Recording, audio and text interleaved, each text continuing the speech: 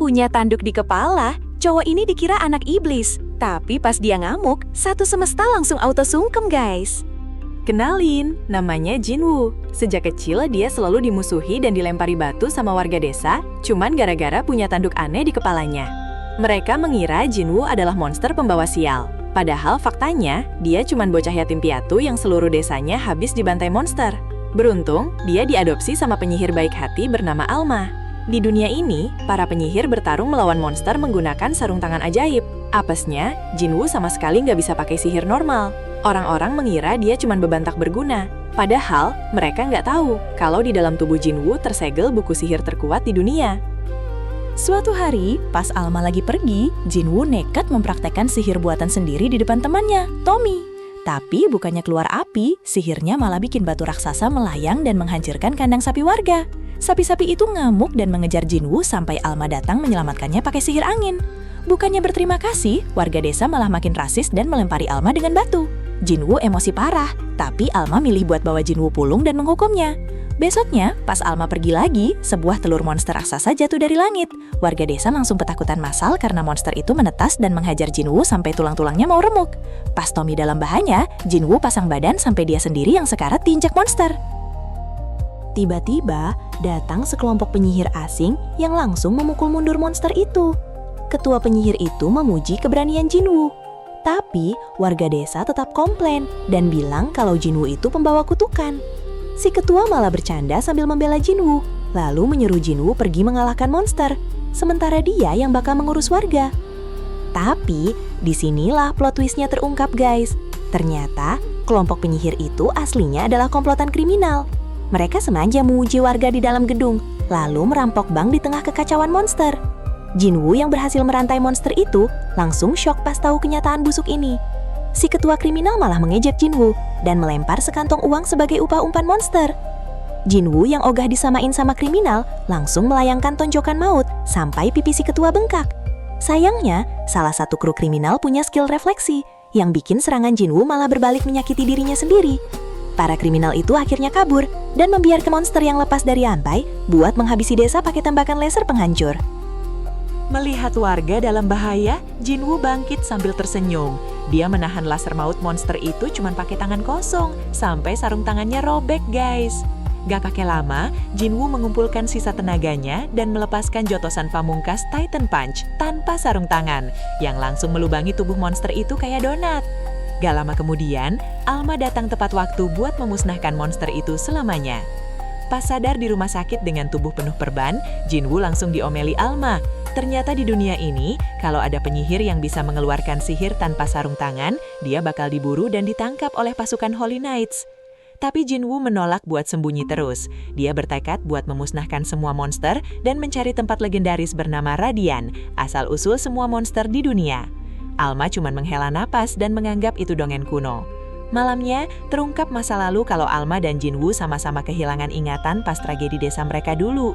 Karena kekuatannya sempat lepas kendali pas dihajar anak-anak rasis, Alma akhirnya membawa Jinwoo tinggal jauh di atas langit demi keamanannya. Tapi sekarang, Jinwoo udah tumbuh dewasa dan siap bertualang sendirian. Sebelum pergi, Alma memberikan sarung tangan khusus yang sudah disegel. Jinwoo pun berangkat mengendarai sapu terbangnya sambil menangis haru.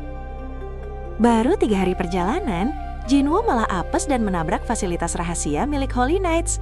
Dia langsung dikepung dan ditangkap karena dianggap penyihir ilegal tanpa surat izin. Jinwoo dijebloskan ke penjara sihir selama 10 tahun. Di dalam sel, dia berkenalan sama cewek berambut sarang lebah bernama Millie dan bosnya yang kocak bernama Dot. Berkat peliharaan Millie yang berhasil mencuri kunci dari sipir, mereka bertiga akhirnya bisa kabur dari penjara.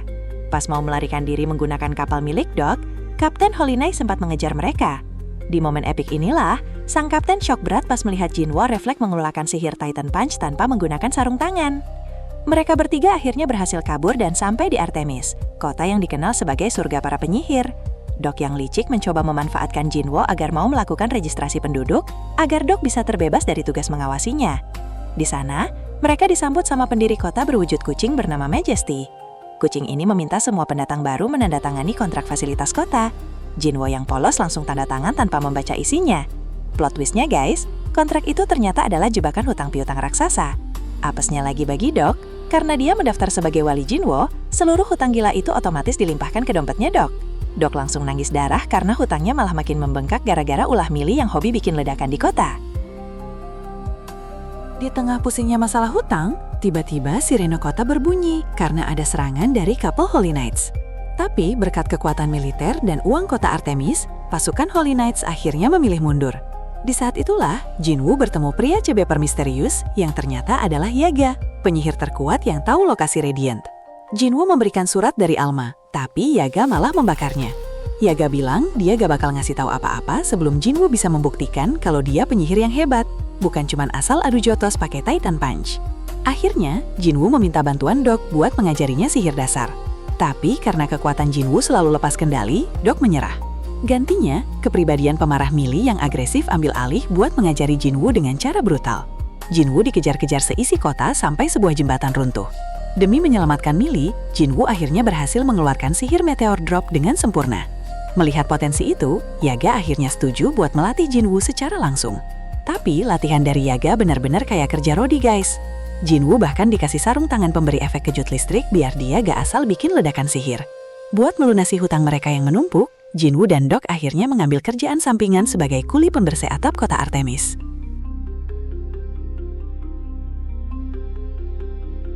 Pas lagi kerja di atas atap, Jinwoo dikagetkan sama kedatangan geng kriminal penyihir yang dulu merampok desanya. Uniknya, geng kriminal bercelana dalam ini bisa memakai sihir tanpa sarung tangan karena celana dalam mereka terbuat dari bahan magis. Pertarungan sengit kembali pecah di atas atap. Geng kriminal itu mengejek sarung tangan hitam milik Jinwoo yang menyegel kekuatannya. Mereka menawarkan Jinwoo buat melepasnya demi kekuatan instan. Tapi Jinwoo menolak mentah-mentah dan menegaskan kalau dia nggak bakal menyalahgunakan kekuatannya. Dibantu oleh Millie yang mengaktifkan mode pemarahnya, mereka berhasil merontokkan anggota geng satu persatu. Di akhir duel, ketua kriminal bernama Don kalah telak dan hampir jatuh dari atas atap gedung. Demi menyelamatkan nyawa Don, Jinwoo terpaksa melepas sarung tangan kejutnya dan menahan sengatan listrik raksasa demi menangkap tangan musuhnya. Dia menolak membiarkan seseorang mati di depan matanya. Melihat kebaikan dan ketulusan hati Jinwoo, Yaga akhirnya tersentuh. Dia nggak jadi mengeluarkan Jinwoo dari pelatihan. Yaga bahkan memodifikasi sarung tangan khusus yang memang didesain sesuai dengan aliran sihir unik milik Jinwoo. Yaga ngejelasin kalau dulu Alma sengaja ngasih sarung tangan penahan biar Jinwoo nggak diburu dunia. Begitu Jinwoo mencoba memakai sarung tangan barunya, boom! Dia berhasil mengumpulkan energi sihir murni dalam skala raksasa dengan sangat stabil, tanpa menimbulkan ledakan destruktif lagi guys. Petualangan Jinwoo menjadi penyihir nomor 1 baru saja dimulai. Gimana guys? Seru banget kan perjuangan Jinwoo dari yang dicap anak iblis sampai punya kekuatan sihir dewa?